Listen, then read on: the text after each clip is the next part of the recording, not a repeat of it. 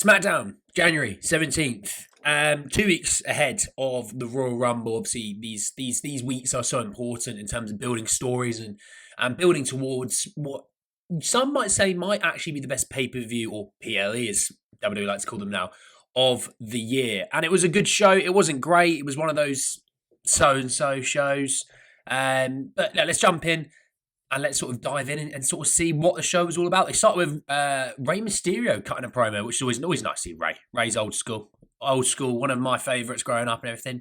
And Kevin Owens comes out. He says, "Look, Rey, I want you to win the Royal Rumble. I want you to challenge me as your champion at WrestleMania. It's a dream and blah, blah, blah." And he was like, "Kevin, I don't know if you know, you're not the champion." Kevin's like, "Right, I've had enough of this. This is ridiculous."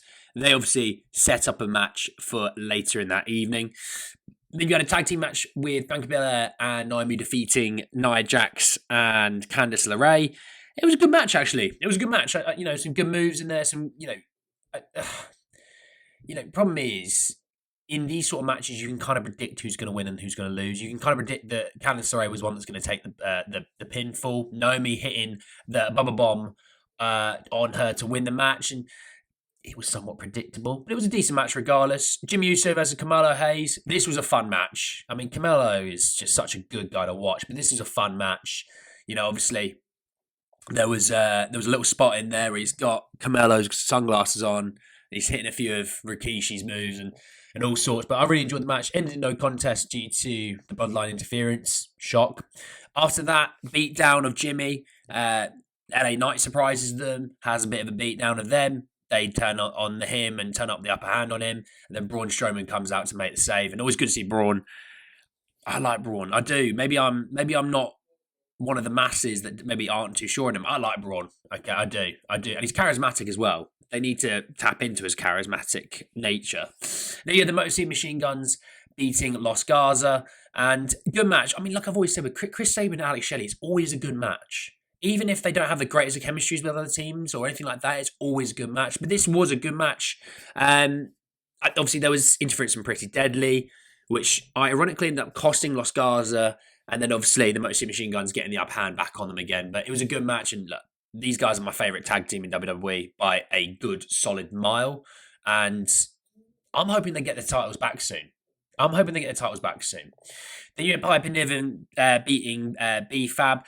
Wasn't a great match, if I'm honest. Wasn't a great match. I think it's more so setting up more of a rivalry with Michin and Chelsea Green over the United States Championship.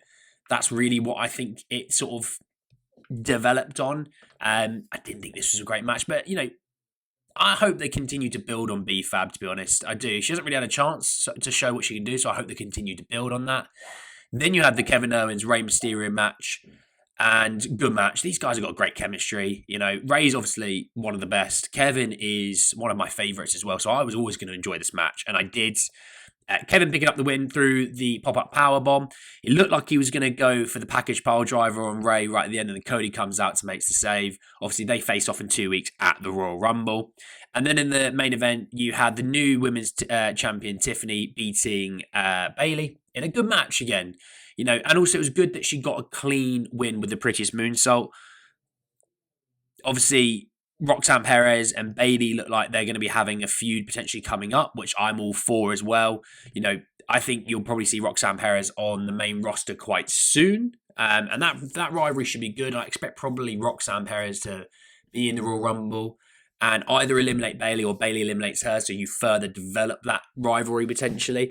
But all in all, it was a decent show. I don't think it's a show that if you didn't stay up and watch it, obviously being in the UK, if you didn't stay up and watch it, you weren't missing out on anything. The highlights were good. Obviously, watching it on Netflix in this side of the world, you could easily get through it quite nicely. It's a good watch, but, nothing crazy. But obviously sets up really nicely into next week, right ahead of Royal Rumble. And it's in 2 weeks, sorry. But yeah, next week, last one before the Royal Rumble and SmackDown being back-to-back. So I'm looking forward to it. Let me know what you think down below, and I'll see you all very soon. Take care. Peace.